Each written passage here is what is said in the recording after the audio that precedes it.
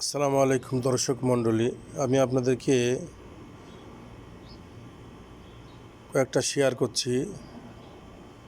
আপনার এটা দেখতে পাচ্ছেন, এটা হচ্ছে আপনার পানির কোল্ড ড্রিঙ্কস, আপনার ঠান্ডা পানি বানায়।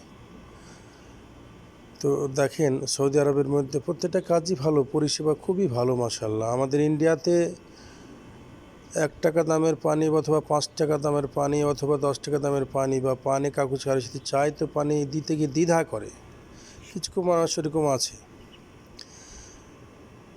তো মাশাআল্লাহ দেখেন, প্রত্যেকটা মসজিদের গোড়ায় গোড়ায় এরকম একটা দুটো করে এরকম পানির ফ্রিজ লাগানো আছে, জনসাধারণ এসে পানি খাবে। এই ওপরে দেখছেন ফিল্টার, এই একটা ফিল্টার, দুটো ফিল্টার আছে। এটা মসজিদের পানি মাশাআল্লাহ। আপনার ফিল্টার করে ঠান্ডা হয়, একদিকে ঠান্ডা বেরাচ্ছে, এইদিকে ঠান্ডা, এদিকে গরম, ওপরটা সবটাই চালু আছে মাশাআল্লাহ।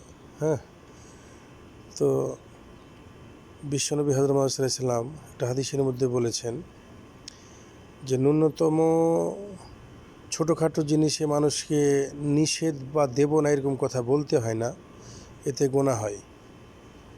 তো মানুষ শত্রু হলে অন্তত কয়েকটা জিনিস দিতে হয়, সেটা হচ্ছে 1 নম্বর ছুঁচ, পানি, ইত্যাদি ইত্যাদি, এগুলো মানুষকে দিতে হয়। শত্রু যদি হয় তবুও সালাম করে আসলে তাকে এগুলো দিতে হয়, তাতে আপনার নেকি হয়।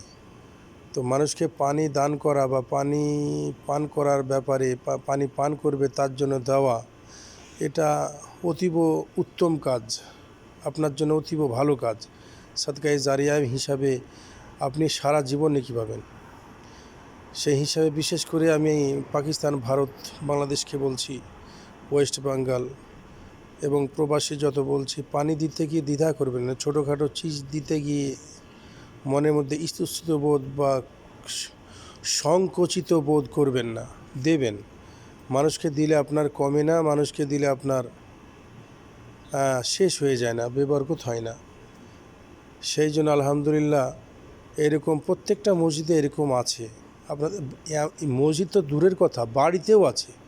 ইনশাআল্লাহ কোনো সময় বাড়ির সামনে যদি পড়ি তাহলে বাড়ির শেয়ারটাও করবো ইনশাআল্লাহ। ঠিক আছে? আসসালামু আলাইকুম ওয়া রাহমাতুল্লাহি ওয়া বারাকাতুহু।